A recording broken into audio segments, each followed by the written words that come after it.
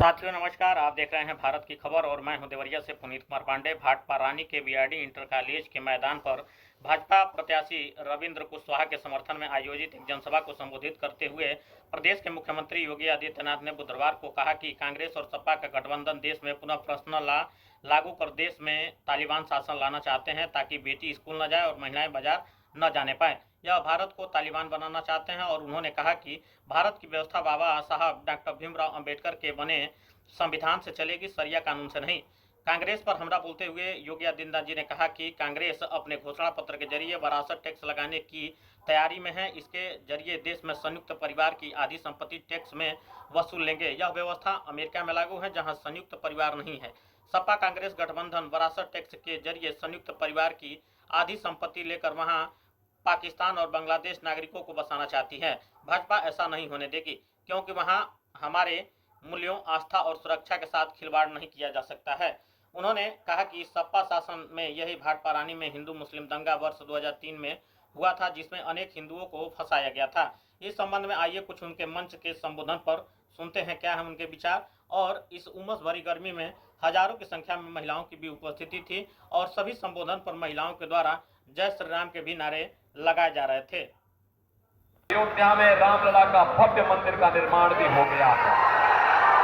बहनों भाइयों, एक तरफ विरासत भी और विकास भी, सुरक्षा भी, सम्मान भी, गरीबों का उत्थान भी, और दूसरी तरफ समाजवादी पार्टी और कांग्रेस का गठबंधन है। आप देख रहे होंगे ये माफियाओं की सरपरस्त हैं, अपराधियों को गले का हार बनाते हैं। कोई भी माफिया हो, खनन माफिया, भू माफिया, पशु माफिया, ये सभी माफिया समाजवादी पार्टी से जुड़े हुए हैं। और बहनों भाइयों, इनके समय में दंगे होते थे। याद करिए इसी भाटपा में कैसे दंगा करके निर्दोष हिंदुओं को बंद कर दिया था। हिंदुओं की झोपड़ियां जलाई गई थी।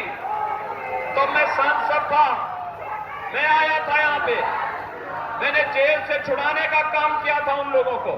हमने कहा ये नहीं होने पाएगा और अगर कोई निर्दोष हिंदुओं को छेड़ेगा तो फिर बड़ा आंदोलन होगा। और बहनों भाइयों, आज आप देखते होंगे, आपने 7 वर्ष में यूपी में कहीं दंगों का नाम सुना है क्या?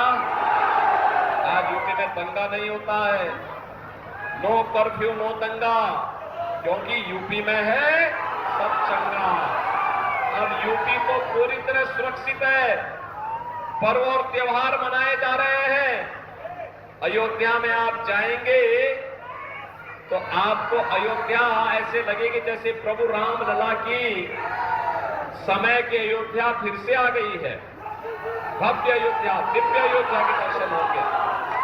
बहनों और भाइयों, एक तरफ भारतीय जनता पार्टी इसके लिए कार्य कर रही है और दूसरी तरफ ये समाजवादी पार्टी और कांग्रेस के लोग क्या कह रहे हैं? ये कह रहे हैं कि अगर सत्ता में आए, ये कहते हैं सत्ता में आएंगे तो पर्सनल लॉ लागू करेंगे। पर्सनल लॉ का मतलब जानते हैं आप? पर्सनल लॉ का मतलब तालिबानी शासन। तालिबानी शासन